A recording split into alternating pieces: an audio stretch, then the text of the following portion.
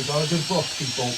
Evening campers, my name is Kiran. I have literally just finished The Inheritance or Loss by Kiran Desai, which won the 2006 Man Booker. And I have to say, I am so disappointed in YouTube that there's like hardly anyone speaking about this book.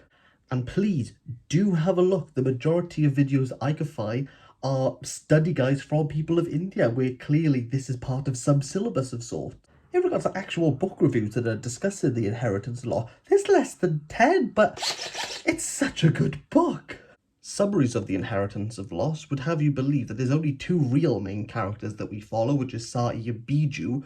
Psyche, who lives with her uncle in a dilapidated mansion in Kalimpong, and Biju, who's emigrated to America to follow the American dream, which completely undermines two huge focal points in this novel. Pitaji, or the cook as he's known throughout the novel, who's Biju's dad, the one who actually gets his son to illegally emigrate over to America and really believes that he's living the grandest of lives over there. And Sahi's uncle, Mumbai, or the judge as he's known throughout the novel, who is so anglicised and is so kind of besotted with the British Raj that he believes that any notion of India moving forward is completely backwards.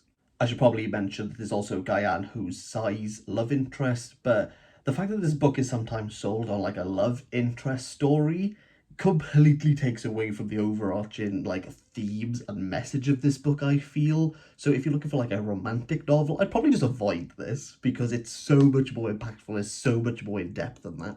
What are the main themes of the inheritance of loss? Simply, I'm going to say that this globalization and colonialism versus post-colonialism. Now, before we dive into those two topics, we have to kind of understand what each character brings to the table in regards to not so much their nationality, but their ethnicity. I know the word ethnicity has a heck of a lot of baggage towards it and means very different things to very different people. But if that is something that you want to delve deeper into, this book is for you 100%. So in regards to this book and the ethnicity of four main characters, let's have a very in a nutshell approach. So first of all, we have the judge, very much an Anglophile, very much for the British Raj. Everything that is English seems to be the only way forward, so much so that even when eating chapatis, naans and curries, rather than a traditional eat with your hands, he always brings a knife and fork and forces everyone around the table to do the same. Then we have the cook, Biju's dad, who wants Biju to be more westernized. He feels as though that a Western world will provide the answers that India can't these days. It'd be rude to mention the father and not mention the son, so let's discuss Biju, who spends the majority of this novel in America. Though there are a lot of Indians that he meets along the way in America, he very much has to understand the westernized view that an Indian is an Indian. There's no real complex history, there's no dialects, there's no different ethnicities of the huge country that is India. Biju's perceived ethnicity forms a huge discussion on individuality. How can Biju be the man that he is when he is lumbered with all Indian expats, all Indian Muslims, all Indian Christians, all Indian Hindus? Though that quandary is very complex, Kiran Desai is so masterful in her writing. She's also discussing how Westerners like to bandy groups of people together based on their skin tone, ignoring nation, culture, race. It's quite a feat. It's quite a feat in regards to post-colonial writing. It's definitely the best that I've seen of that. Last but not least, we have Psyche, very much anglicised. However, due to her parents' untimely death, has been adopted by her uncle, so comes over to India to live with him. If you put aside where Biju goes to America, all four characters live in one dilapidated mansion in Kalimpong overlooking the mountains.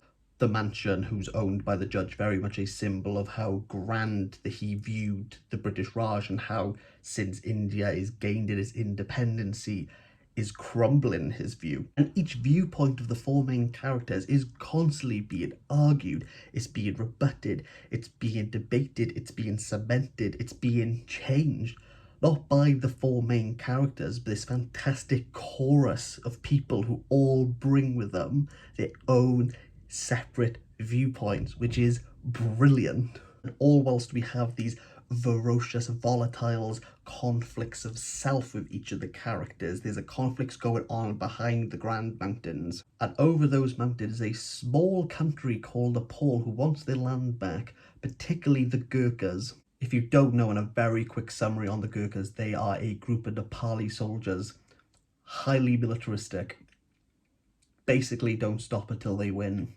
They're people you don't want to mess with. Luckily, Britain had them on their side in World War II, because we probably would have lost that part of the war without them. And with India's independence emerging, the Gurkhas formed the National Liberation Front in order to take back what they believe is rightfully theirs. And the Gurkhas are very important in regards to ethnicity. The Gurkhas are from Nepal, as are the Sherpas, but the Sherpas and the Gurkhas don't seem to want the same things. Those within India seem to have their own perceptions of people who are in Punjab, people who are in Delhi, people who are in Sikkim. The people in Kalimpong seems to view equal Indians as outsiders themselves. So much so that Bijou and the Cook's dream of what it is to live in America is shattered, as Bijou can't seem to hold a job for any time because he's an illegal immigrant, and the fact that he can really only work small cooking jobs such as working on a hot dog stand, that the rise of independence in India doesn't seem as fruitful as was promised to the people.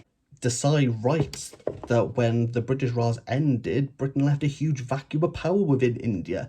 Any Indian politicians that were left, despite their expertise and talents, rose instantly to the top. It didn't seem to matter where their alignment was with what was the future of India. They were just the ones in power. And power has this fantastic ability to cause conflicts and violence between not only its own people, but nations as well. Globalization is something that we are all familiar with and very much seems to be the way forward of the world. The more connected we are to different nations, the more connected we are to different cultures and races, it will create a better world for us. But what Desai really points the finger at is, what if globalization isn't for some people? Say you're a corporate businessman, yeah, probably you would benefit from being in a global market, but a small town cook, you're probably not going to. It's got very dark all of a sudden. That's a bit better. In The Inheritance Loss, globalization is very much viewed as a negative viewpoint, because it only works if the two sides communicate effectively and understand where everyone is coming from.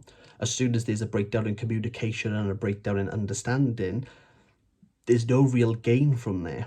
It's definitely highlighted in Bijou and the cook's relationship. The cook keeps writing to Bijou in hopes that he's living the grand life that he's envisioned, but Bijou is working minimum wage jobs, slumming it in rat-infested hotels, moving jobs as soon as there's a sniff that there's a legal immigrant around, which he is. There's a really heartbreaking scene where both of them are trying to converse over the phone, but the line is so bad between the two nations that they can't speak, yet are asking the exact same thing of each other. Is everything all right? Ultimately pulling at the heartstrings and hoping that both of them will come back together in one place. Not to be divided by what each other wants, but to be together as one. I could continue talking about this book for half hour because it says so much and asks so much of its reader. In regards to a post-colonial book, this has to be like the best one I have ever read. Nevertheless, this book gets a 9 out of 10 for me. The only thing that made it fall down from a 10 was the writing style is quite dense. Sometimes I had to only take this at 10 pages at the time because with so much information and so much about Indian culture and Indian history, I struggle to maintain it. There are subsections where it feels as though Desai is just lecturing and telling you how it is. It shouldn't be the fact that puts you off. Seriously, why is this book not talked about more? If you're a booktuber and you have not read this, read it. We need to saturate Booktube with discussions about this book because it's incredible. I want to see more videos. I want to see more videos on this book.